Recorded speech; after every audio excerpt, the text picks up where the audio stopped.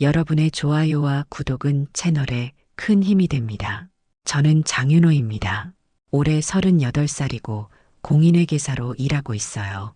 숫자와 함께 살아온 사람이라고 할 수 있죠. 모든 것을 정확하게 계산하고 분석하는 게 제 성격입니다. 감정 표현은 서툴지만 책임감만큼은 누구에게도 지지 않는다고 자부해요. 아내 이설인과는 11년 전에 결혼했습니다. 설이는 온라인 쇼핑몰을 운영하는 사업가예요. 처음에는 작은 규모로 시작했는데 최근 몇 년 사이에 급속도로 성장했죠. 이제는 직원이 20명이 넘는 회사가 됐습니다. 저는 그런 설인이 자랑스러웠어요. 우리에게는 두 아이가 있습니다. 10살 된 딸 지우와 8살 된 아들 민준이죠. 평범하지만 행복한 가정이라고 생각했습니다. 제가 안정적인 수입을 담당하고 설인이 꿈을 펼쳐나가는 구조였거든요. 서로를 존중하고 이해하며 살아왔어요. 하지만 최근 몇 달 사이에 뭔가 달라지기 시작했습니다. 설인의 행동에서 낯선 이질감이 느껴졌어요. 예전에는 집에 오면 아이들과 저에게 먼저 달려와서 안겼는데 요즘은 피곤하다며 바로 방으로 들어가는 경우가 많았습니다. 요즘 사업이 너무 바빠서 그래. 브랜드 콜라보가 많아지면서 미팅이 계속 잡혀 있어. 설인이 자주 하는 말이었어요. 처음에는 이해했습니다. 사업이 커지면 바빠질 수밖에 없다고 생각했거든요. 하지만 늦은 귀가가 점점 잦아졌어요. 저녁 8시에 오던 사람이 10시, 11시로 늦어지더니 급기야 자정이 넘어서 들어오는 날도 생겼습니다. 주말에도 갑작스러운 일정이 생겼다며 나가는 경우가 많아졌어요. 가장 이상했던 건 설인의 눈빛이었습니다. 저와 눈을 마주치는 걸 피하는 것 같았어요.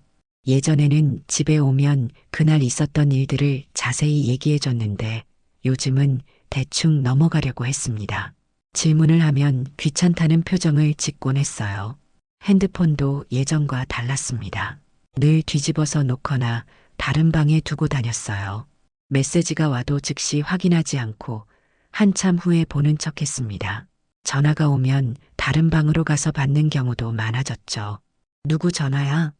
하고 물어보면 업체 사람이야 또는 직원이야 라고 대답했습니다. 하지만 통화하는 목소리 톤이 예전과 달랐어요. 더 부드럽고 다정한 목소리였죠. 업무 통화라고 하기에는 너무 친밀해 보였습니다. 옷차림도 변했어요. 예전에는 편안한 옷을 좋아했는데 요즘은 항상 화장을 하고 예쁘게 차려입고 나갔습니다. 새로 산 옷들도 많아졌어요. 사업하는 사람은 이미지가 중요하잖아라고 말했지만 뭔가 석연치 않았습니다. 아이들도 엄마의 변화를 느끼고 있는 것 같았어요. 엄마가 요즘 자주 안 계세요라고 지우가 말했을 때 마음이 아팠습니다. 민준이도 엄마는 언제 집에 와요? 라고 자주 물어봤어요. 저는 이런 변화들을 사업 때문이라고 합리화하려고 노력했습니다. 성공하는 사업가라면 이 정도 바쁨은 당연하다고 생각했어요. 하지만 마음 한구석에서는 계속 불안감이 자라나고 있었습니다. 어느 날 밤 설인이 새벽 2시가 넘어서 들어왔습니다. 미안해, 브랜드 파티가 늦게 끝났어라고 말했지만 술 냄새는 나지 않았어요. 오히려 평소보다 말끔하게 정리된 모습이었습니다. 그때 처음으로 확실한 의심이 들기 시작했어요. 하지만 저는 섣불리 행동하지 않았습니다. 회계사로서 확실한 증거 없이는 어떤 판단도 내리지 않는 성격이었거든요. 그저 조용히 관찰하면서 더 많은 단서를 찾아보기로 했습니다. 그 결정적인 순간은 생각보다 빨리 찾아왔습니다. 어느 화요일 아침 설인이 급하게 나가면서 평소 들고 다니던 작은 핸드백을 깜빡하고 두고 간 거예요. 보통은 그냥 놔뒀을 텐데 그날따라 뭔가 끌리는 기분이 들었습니다. 가방 안을 들여다보니 화장품과 지갑, 그리고 뭔가 딱딱한 물건이 있었어요. 꺼내보니 남성용 고급 손목시계였습니다. 브랜드는 롤렉스였고 가격이 몇 천만 원은 될 것 같은 제품이었어요. 분명히 제 것은 아니었습니다. 시계 뒷면에는 이니셜이 새겨져 있었습니다. OJH라고 영어로 새겨진 글자를 보는 순간 심장이 빨리 뛰기 시작했어요. 설인이 왜 남자 시계를 가지고 다니는 걸까요? 선물용이라고 하기에는 너무 비싼 물건이었습니다. 더 뒤져보니 사진 한 장이 나왔어요. 설인이 낯선 남자와 다정하게 포즈를 취하고 있는 사진이었습니다. 남자는 잘생기고 세련된 인상이었어요. 둘이 정말 친밀해 보이는 모습이었죠. 연인 사이가 아니라면 절대 찍을 수 없는 그런 사진이었습니다. 그 순간 머릿속이 하얘졌습니다. 지난 몇 달간의 설인의 행동 변화가 모두 설명되는 것 같았어요. 늦은 귀가, 피하는 눈빛, 달라진 옷차림, 비밀스러운 전화 통화들이 모두 한 가지를 가리키고 있었습니다. 저는 사진 속 남자가 누구인지 알아내야겠다고 생각했어요. 회계사로서 축적한 분석력을 동원해서 단서를 찾기 시작했습니다. 시계의 이니셜 OJH, 그리고 사진 속 남자의 인상착의를 머릿속에 새겨둔 후 인터넷 검색을 시작했어요. 며칠간의 조사 끝에 그 남자가 누구인지 알아냈습니다. 오재혁이라는 이름의 경제 유튜버였어요. 구독자가 100만 명이 넘는 꽤 유명한 사람이었습니다. 동시에 여러 스타트업을 운영하는 사업가이기도 했죠. 오재혁의 유튜브 채널을 들어가 보니 최근 영상에서 설인의 쇼핑몰을 언급한 적이 있었어요. 요즘 핫한 온라인 쇼핑몰이라면서 추천했던 거였습니다. 그때 설인이 브랜드 콜라보 파트너라고 했던 사람이 바로 이 남자였구나 싶었어요. 하지만 단순한 비즈니스 파트너라면 개인 사진을 찍고 비싼 시계를 주고받을 이유가 없었습니다. 더 확실한 증거가 필요했어요. 저는 설인의 행동을 더 자세히 관찰하기 시작했습니다. 그 주 금요일 설인이 또 늦게 들어온다고 연락했습니다. 브랜드 미팅이 길어져서 늦을 것 같아라고 문자를 보냈어요. 하지만 저는 이번에는 그냥 넘어가지 않기로 했습니다. 아이들을 이웃집에 맡기고 설인의 뒤를 따라가기로 했어요. 설인의 차를 멀리서 따라가니 강남의 한 고급 레스토랑에 도착했습니다. 그곳에서 내린 설인을 기다리고 있는 사람이 바로 사진 속 그 남자 오재혁이었어요. 둘이 만나서 포옹하는 모습을 직접 목격한 순간 모든 의심이 확신으로 바뀌었습니다. 레스토랑 안에서 둘이 대화하는 모습을 멀리서 지켜봤어요. 업무 미팅이라고 하기에는 너무 친밀한 분위기였습니다. 손을 잡고 대화하고 서로를 바라보며 웃는 모습은 완전히 연인 그 자체였어요. 식사 후 둘이 함께 나와서 근처 호텔로 향하는 것까지 확인했습니다. 더 이상 볼 필요가 없었어요. 11년간 함께 살아온 아내가 다른 남자와 바람을 피우고 있다는 사실이 명확해진 순간이었습니다. 집으로 돌아가는 길에 온갖 감정이 몰려왔어요. 분노, 배신감, 허탈함이 동시에 밀려들었습니다. 하지만 한편으로는 이상하게 차분해지기도 했어요. 회계사로서 숫자를 다룰 때처럼 냉정하게 상황을 분석하기 시작한 거죠. 이제 어떻게 해야 할지 결정해야 했습니다. 감정적으로 따져서 큰 소리치고 싸울 수도 있었지만 그건 제 성격에 맞지 않았어요. 더 치밀하고 확실한 방법을 찾아야겠다고 생각했습니다. 그날 밤 저는 잠을 이루지 못했습니다. 11년간 쌓아온 신뢰가 한순간에 무너지는 기분이었어요. 하지만 동시에 마음 한편에서는 차가운 분노가 끓어오르고 있었습니다. 회계사로서 평생 정확하고 공정하게 살아온 제가 이런 배신을 당할 수는 없다고 생각했어요. 다음 날 아침 설인은 평소와 다름없이 행동했습니다. 어제 미팅이 너무 길어져서 미안했어. 오늘은 일찍 들어올게라며 뺨에 뽀뽀까지 해줬어요. 그 모습을 보니 더욱 화가 났습니다. 이렇게 자연스럽게 거짓말을 할 수 있다는 게 믿어지지 않았어요. 하지만 저는 감정을 드러내지 않았습니다. 평소와 똑같이 수고해라고 말하며 보내줬어요. 섣불리 행동해서는 안 된다고 생각했거든요. 더 확실한 계획을 세워야 했습니다. 회사에 출근한 후 오랜 고민 끝에 대학 동기인 최강호에게 연락했습니다. 강호는 과거 검찰청에서 디지털 수사관으로 일했던 친구예요. 지금은 사설 조사 업체를 운영하고 있습니다. 이런 일에는 그가 최고의 전문가라고 생각했어요. 윤호야, 오랜만이다. 무슨 일로 연락했어? 강호가 반가워하며 물어봤습니다. 좀 급한 일이 있어서 그래. 혹시 시간 되면 만날 수 있어? 저는 조심스럽게 말했어요. 그날 저녁 강호와 만났습니다. 조용한 술집에서 제 상황을 자세히 설명했어요. 설인의 행동 변화부터 시작해서 오재혁과의 관계까지 알고 있는 모든 것을 털어놨습니다. 강호는 제 이야기를 끝까지 들은 후 진지한 표정으로 말했습니다. 이런 일을 당하면 보통 감정적으로 대응하는 경우가 많은데 너는 정말 냉정하게 접근하는구나. 그냥 넘어갈 수는 없어. 하지만 감정적으로 행동해서는 안 된다고 생각해. 제가 대답했습니다. 좋아. 그럼 제대로 해보자. 칼을 뽑았으면 끝까지 가야지. 강호의 눈빛이 날카로워졌어요. 강호는 이런 경우 어떻게 접근해야 하는지 자세히 설명해 줬습니다. 단순히 불륜 사실을 확인하는 것을 넘어서 법적으로도 활용할 수 있는 확실한 증거를 수집해야 한다는 거였어요. 오재혁이라는 놈에 대해서도 조사해 봐야겠어. 유명 유튜버라면 과거에 비슷한 일이 있었을 가능성이 높거든. 강호가 말했습니다.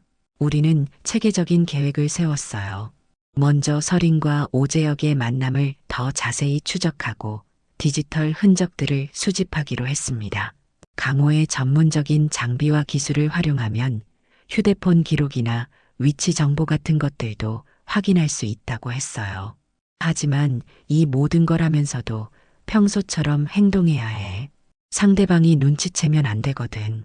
강호가 당부했습니다. 저는 고개를 끄덕였어요. 회계사로서 차분하고 침착하게 일을 처리하는 능력은 충분히 있다고 생각했습니다.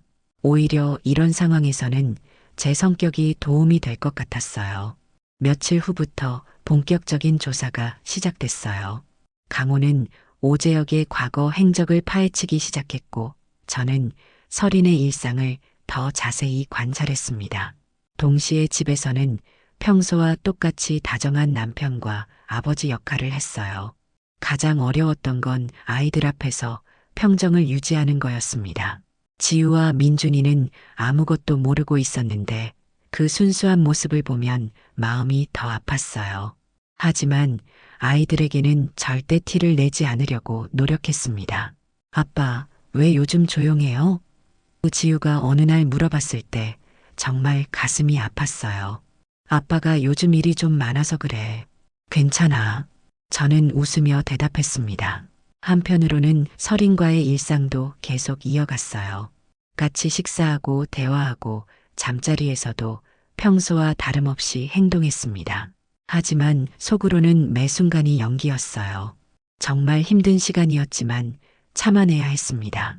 강호로부터 첫 번째 조사 결과가 나왔을 때 예상했던 것보다 상황이 심각하다는 걸 알게 됐어요. 오재혁은 과거에도 여러 번 비슷한 일을 저질렀던 사람이었습니다. 유명세를 이용해서 기혼 여성들에게 접근하는 게 그의 패턴이었던 거죠. 이놈은 정말 나쁜 놈이야. 너희 부부만의 문제가 아니라 사회적으로도 문제가 되는 인간이야. 강호가 분노하며 말했습니다. 그 말을 듣고 나니 더욱 확신이 들었어요.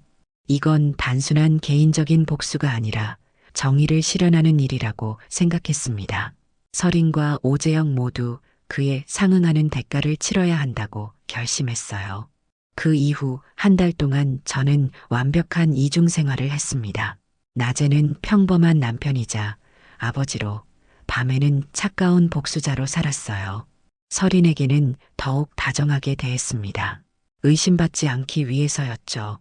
여보, 요즘 더 다정해진 것 같아. 무슨 좋은 일 있어?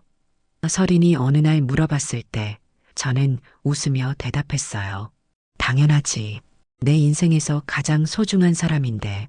그 말을 하면서도 속으로는 비웃음이 나왔습니다.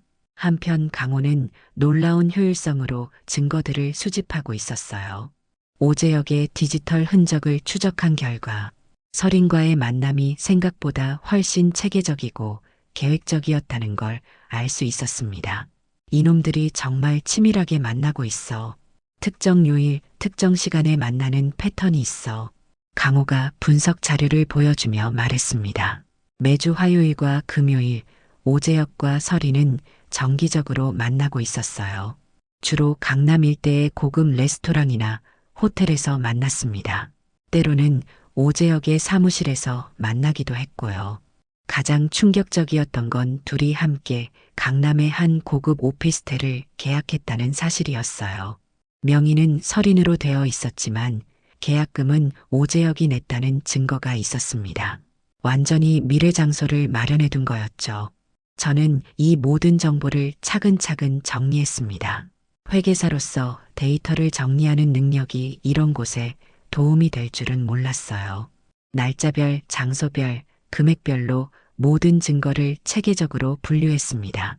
서린의 행동도 더욱 노골적으로 변해갔어요. 집에 있을 때도 자주 핸드폰을 보며 웃었고 새로 산 옷이나 액세서리들이 계속 늘어났습니다. 분명히 오재혁이 사준 것들이겠죠. 이 목걸이 어때? 새로 샀어. 서린이 비싼 목걸이를 목에 걸고 자랑할 때 정말 역겨웠어요. 예쁘네. 어디서 샀어? 저는 태연하게 물어봤습니다. 인터넷에서 할인할 때 샀어. 서린이 대답했지만 그 목걸이는 백화점에서 판매하는 수백만 원짜리 제품이라는 걸 이미 확인했었어요. 아이들 앞에서도 서린의 태도가 달라졌습니다. 예전보다 무관심해지고 짜증을 자주 냈어요.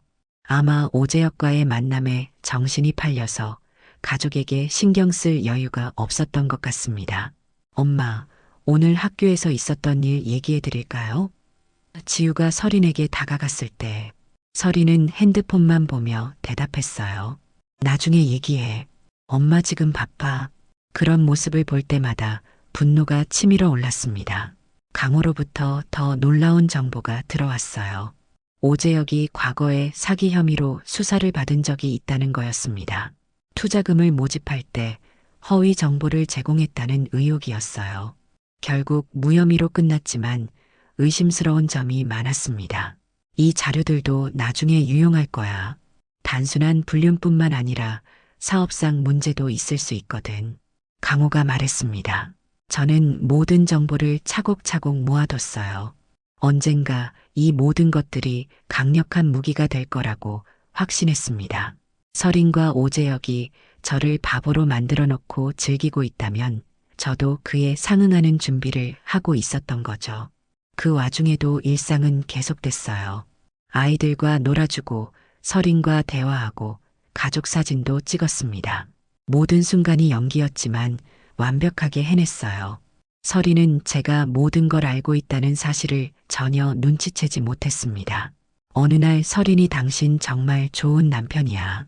나 같은 사람에게는 너무 과분해라고 말했을 때 정말 웃음이 나왔어요.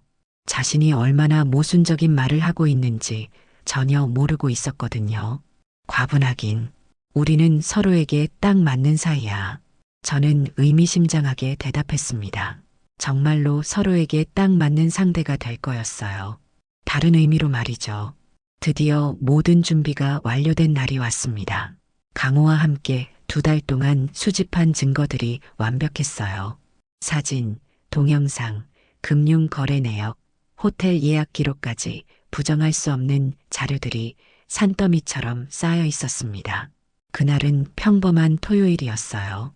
아이들은 할머니 댁에 보내고 서린과 단둘이 집에 있었습니다. 서린은 소파에 앉아서 태블릿으로 뭔가를 보고 있었어요. 아마 오재혁과 메시지를 주고받고 있었을 겁니다. 서린아, 잠깐 이리 와봐. 저는 평소보다 차분한 목소리로 말했어요. 왜? 무슨 일이야? 서린이 고개를 들며 물어봤습니다. 보여줄 게 있어서. 저는 미리 준비해둔 노트북을 켰어요. 거실 TV에 노트북 화면을 연결했습니다.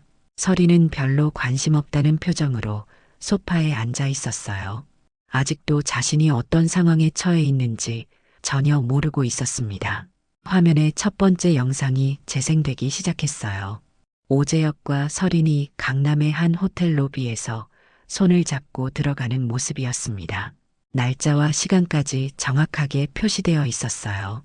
설인의 얼굴이 순간 하얘졌습니다. 이게 뭐야? 하며 당황하는 목소리로 물어봤어요. 계속 봐. 저는 감정을 드러내지 않고 차분하게 말했습니다. 이어서 두 번째 영상이 나왔어요. 레스토랑에서 다정하게 대화하는 모습, 오재혁이 설인의 손에 반지를 끼워주는 장면까지 선명하게 찍혀 있었습니다. 강호의 촬영 실력이 정말 대단했어요. 여보, 이건 오해야. 설명할게. 설인이 변명을 시작하려고 했지만 저는 손을 들어 제지했습니다. 아직 끝나지 않았어. 세 번째 자료가 화면에 나타났어요. 이번에는 설인 명의로 계약된 강남 오피스텔의 계약서였습니다. 계약금 5천만 원이 오재혁의 계좌에서 이체된 기록도 함께 보여줬어요. 모든 금융 거래 내역이 날짜 순으로 정리되어 있었습니다. 설인은 이제 완전히 말문이 막힌 상태였어요. 얼굴이 새하얗게 질린 채로 화면만 바라보고 있었습니다. 마지막으로 이걸 봐. 저는 오재혁과 설인이 주고받은 문자 메시지들을 보여줬어요. 강호가 해킹으로 확보한 자료였습니다. 당신이 없을 때가 제일 행복해. 남편은 정말 지루한 사람이야. 우리만의 시간이 제일 소중해. 같은 내용들이 그대로 공개됐어요. 설인이 그제서야 입을 열었습니다. 어떻게 이런 걸 다, 어떻게 알았냐고? 저는 처음으로 차가운 미소를 지었어요. 2달 동안 매일 지켜봤거든. 당신들이 얼마나 치밀하게 나를 속였는지 다 봤어. 설인이 울기 시작했습니다. 미안해. 정말 미안해. 내가 정신이 나갔었어. 용서해줘. 하지만 저는 전혀 감정이 흔들리지 않았어요. 용서? 저는 비웃음을 터뜨렸습니다. 11년을 함께 살면서 이렇게 치밀하게 나를 배신한 사람을 용서하라고? 정말 한순간의 실수였어. 오재혁이 자꾸 유혹해서. 설인이 변명했지만 이미 늦었어요. 한순간의 실수? 저는 화면을 다시 가리켰습니다. 여기 있는 게 모두 한순간의 실수야. 오피스텔 계약하고 비싼 선물 받고 매주 정기적으로 만난 게. 설인은 더 이상 할 말이 없었습니다. 모든 증거가 너무 명확했거든요. 이제부터 나는 더 이상 당신의 남편이 아니야. 저는 차분하게 선언했습니다. 당신의 심판관이지. 그 말을 들은 설인이 더욱 심하게 울기 시작했어요. 제발, 아이들 생각해서라도. 아이들? 저는 목소리를 높였습니다. 아이들 생각은 당신이 바람 피울 때 해야 했던 거 아니야? 설인은 바닥에 주저앉아서 계속 사과했지만 저는 더 이상 들어주지 않았어요. 이미 마음을 굳혔거든요. 내일부터 이혼 절차에 들어갈 거야. 그리고 오재혁도 가만두지 않을 거고. 저는 마지막 통보를 했습니다. 여보, 아니, 윤호야. 정말 기회를 한 번만 더. 설인이 매달렸지만 저는 이미 자리에서 일어나고 있었어요. 그날 밤 저는 따로 준비해둔 원룸으로 이사했습니다. 더 이상 배신자와 같은 공간에 있고 싶지 않았거든요. 진짜 복수는 이제부터 시작이었어요. 설인과의 대면 이후 저는 본격적인 법적 절차에 들어갔습니다. 미리 선임해둔 변호사와 함께 이혼 소송 준비를 시작했어요. 강호가 수집한 증거들이 모두 법정에서 활용할 수 있는 완벽한 자료들이었습니다. 하지만 단순한 이혼만으로는 부족하다고 생각했어요. 오재혁과 설인 모두 사회적으로도 제대로 된 대가를 치러야 한다고 생각했습니다. 특히 오재혁 같은 인간은 더 이상 다른 피해자를 만들어서는 안 된다고 확신했어요. 강호와 함께 오재혁의 사업 전반을 조사한 결과 놀라운 사실들이 드러났습니다. 그의 유튜브 채널에서 추천하는 투자 상품들 중 상당수가 허위 정보를 담고 있었어요. 자신이 투자하지도 않은 상품들을 마치 수익을 본 것처럼 소개하고 있었습니다. 이놈이 완전히 사기꾼이야. 구독자들을 상대로 의도적으로 거짓 정보를 퍼뜨리고 있어. 강호가 분석 자료를 보여주며 말했습니다. 더 심각한 건 오재혁이 운영하는 스타트업들의 회계 처리였어요. 제가 회계사로서 분석해 본 결과 명백한 탈세 혐의가 있었습니다. 매출을 축소하고 비용을 부풀려서 세금을 포탈하고 있었거든요. 이 정도면 국세청과 금융감독원에 신고할 수 있어. 저는 확신에 찬 목소리로 말했습니다. 우리는 체계적인 계획을 세웠어요. 먼저 경제 전문 기자들에게 오재혁의 허위 투자 정보에 대한 자료를 제보하기로 했습니다. 동시에 국세청에는 탈세 혐의를, 금융감독원에는 불법 투자 권유 혐의를 신고하기로 했어요. 설인에 대해서도 가만두지 않을 계획이었습니다. 온라인 쇼핑몰을 운영하면서 세무 신고를 제대로 하지 않은 부분들이 많이 발견됐거든요. 제가 회계사로서 도와줬던 부분들을 역으로 활용하면 충분히 세무조사를 받게 할 수 있었어요. 첫 번째 타격은 생각보다 빨리 나타났습니다. 한 경제 전문지에서 오재혁의 허위 투자 정보에 대한 기사를 냈어요. 100만 구독자 경제 유튜버의 충격적인 실체라는 제목이었습니다. 기사가 나간 후 오재혁의 유튜브 채널 댓글창이 완전히 아수라장이 됐어요. 구독자들이 분노하며 사기꾼이라고 욕하기 시작했습니다. 구독자 수도 급격히 줄어들기 시작했어요. 윤호야, 효과가 나타나기 시작했어. 이놈의 광고 수익도 급감할 거야. 강호가 만족스러운 표정으로 말했습니다. 이어서 국세청 조사도 시작됐어요. 제가 제보한 자료들이 워낙 구체적이고 정확해서 즉시 세무조사 대상이 됐습니다. 오재혁의 모든 계좌가 동결되고 사업장도 압수수색을 당했어요. 설인의 상황도 마찬가지였습니다. 온라인 쇼핑몰에 대한 세무조사가 시작되면서 매출 신고, 누락과 부가세 포탈 혐의가 드러났어요. 사업 운영에 큰 차질이 생기기 시작했습니다. 무엇보다 둘의 불륜 관계가 언론에도 알려지기 시작했어요. 유명 유튜버와 쇼핑몰 대표의 불륜 스캔들이라는 기사가 여러 매체에 실렸습니다. 강호가 확보한 사진들이 모자이크 처리되어 공개됐어요. 오재혁은 유튜브 채널에서 해명 영상을 올렸지만 오히려 역효과만 났어요. 변명과 거짓말로 일관하다 보니 구독자들의 신뢰를 완전히 잃었습니다. 광고주들도 하나둘씩 계약을 해지하기 시작했어요. 설인도 온라인에서 많은 비난을 받았습니다. 쇼핑몰 고객들이 환불을 요구하기 시작했고 직원들도 하나둘씩 그만두기 시작했어요. 사업이 급속도로 기울어지고 있었습니다.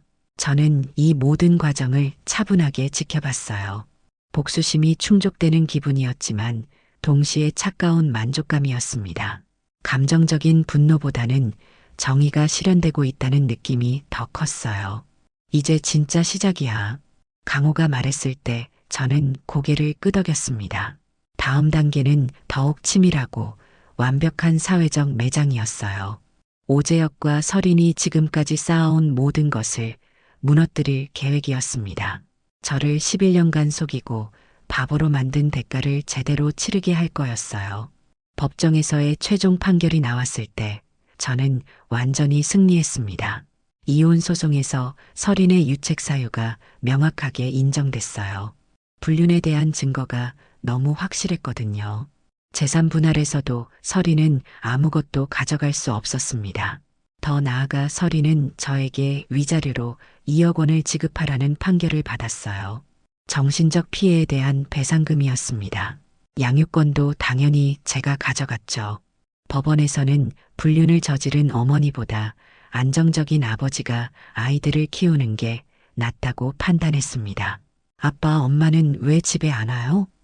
지우가 물어봤을 때 정말 마음이 아팠어요. 엄마는 다른 곳에서 살기로 했어.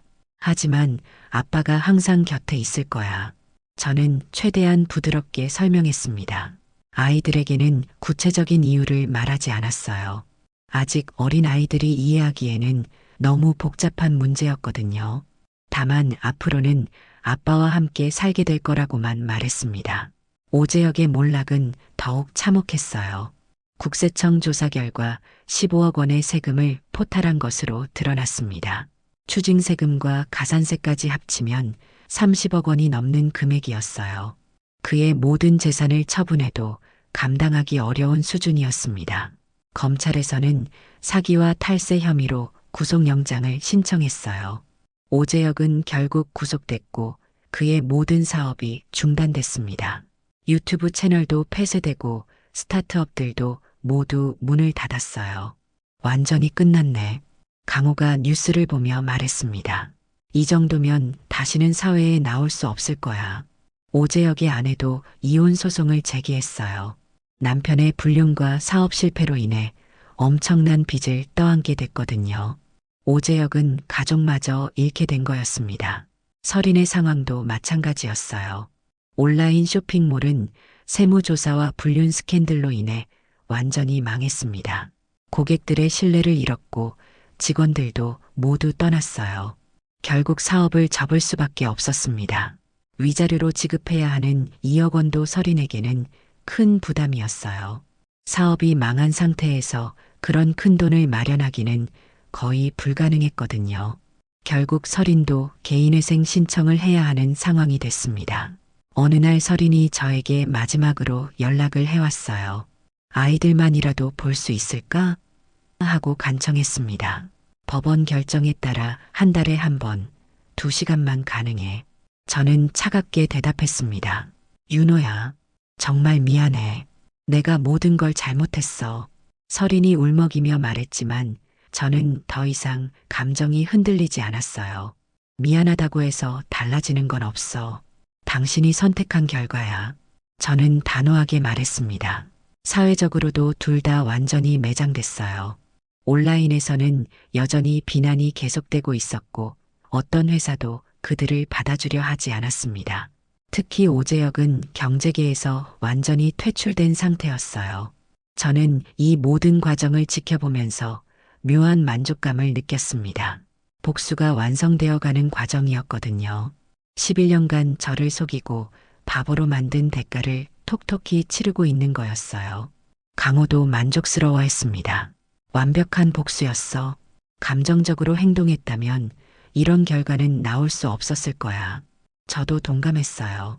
회계사로서의 치밀함과 차분함이 이런 완벽한 복수를 가능하게 했다고 생각했습니다. 감정에 휘둘리지 않고 체계적으로 접근한 결과였어요. 이제 정말로 모든 게 끝났습니다. 설인과 오재혁은 사회적으로, 경제적으로, 법적으로 완전히 몰락했어요. 저는 아이들과 함께 새로운 삶을 시작할 준비가 되어 있었습니다. 모든 법적 절차가 끝나고 1년이 지났습니다. 저는 아이들과 함께 새로운 보금자리에서 평온한 삶을 살고 있어요. 아파트는 강남의 깔끔한 신축 아파트로 골랐습니다. 아이들이 학교 다니기에도 좋고 제가 출근하기에도 편한 곳이었어요. 지우와 민준이는 처음에는 엄마가 없는 생활에 적응하기 어려워했지만 지금은 많이 안정됐습니다. 특히 제가 더 많은 시간을 아이들과 보내려고 노력하면서 오히려 전보다 더 가까워진 것 같아요. 아빠, 오늘 학교에서 칭찬받았어요. 민준이가 뛰어오며 자랑할 때 정말 행복했습니다. 그래, 우리 민준이가 뭘 잘했는데? 저는 아이를 안아주며 물어봤어요. 수학 문제를 다 맞췄어요. 민준이의 자랑스러운 표정을 보니 마음이 따뜻해졌습니다. 지우도 마찬가지였어요. 아빠, 친구들이 아빠가 정말 멋있다고 했어요. 하며 웃는 모습이 천사 같았습니다. 회사에서의 일도 순조롭게 진행되고 있어요. 이혼 과정에서 보여준 치밀함과 전문성이 인정받아서 더 중요한 프로젝트들을 맡게 됐습니다. 연봉도 상당히 올랐고요. 아이들을 혼자 키우는데 경제적인 어려움은 전혀 없었어요. 설인과 오재혁의 근황도 가끔 들려옵니다. 설인은 개인회생 절차를 밟고 있으면서 작은 카페에서 아르바이트를 하고 있다고 해요. 그 화려했던 쇼핑몰 대표에서 시급 알바생으로 전락한 거죠. 오재혁은 더욱 비참한 상황입니다. 징역 3년을 선고받고 현재 복역 중이에요. 출소 후에도 거액의 빚이 남아 있어서 정상적인 사회생활은 거의 불가능할 것 같습니다. 그 잘나던 경제 전문가가 완전히 인생이 망가진 거였어요. 가끔 설인에게서 연락이 옵니다. 아이들을 보고 싶다거나 용서해달라는 내용이에요. 하지만 저는 모든 연락을 무시하고 있습니다. 법정에서 정해진 면접교섭권 외에는 어떤 연락도 받지 않기로 했거든요. 한 번은 설인이 집 앞까지 찾아온 적이 있었어요. 제발 한 번만 더 기회를 달라며 울면서 매달렸지만 저는 단호하게 거절했습니다. 기회는 11년 동안 매일 있었어. 당신이 스스로 버린 거야. 저는 차갑게 말하고 문을 닫았어요. 아이들에게는 엄마에 대해 나쁘게 말하지 않으려고 노력합니다. 하지만 사실대로는 설명해줬어요. 엄마가 잘못된 선택을 해서 함께 살 수 없게 됐다고 말이죠. 아빠 엄마를 용서할 수는 없어요? 지우가 어느 날 물어봤을 때 정말 가슴이 아팠어요. 용서라는 건 아무나 할 수 있는 게 아니야. 정말 잘못을 뉘우치고 바뀌려고 노력하는 사람에게만 주어지는 거거든. 저는 신중하게 대답했습니다. 강호와는 여전히 자주 만나고 있어요. 이번 일을 계기로 더 가까워진 것 같습니다. 가끔 아이들과 함께 식사하기도 하고 여행을 가기도 해요. 윤호야, 정말 대단한 복수였어. 완벽했다고. 강호가 어느 날 말했습니다. 복수라기보다는 정이었다고 생각해. 저는 웃으며 대답했어요. 어느 주말 아이들과 함께 한강공원에 나들이를 갔습니다. 아이들이 자전거를 타면서 즐겁게 놀고 있을 때 문득 지난 일들이 떠올랐어요. 1년 전만 해도 상상할 수 없었던 평온한 일상이었습니다. 벤치에 앉아서 아이들을 바라보는데 정말 행복한 기분이 들었어요. 배신과 분노의 시간을 견뎌내고 마침내 진정한 자유를 얻은 것 같았습니다.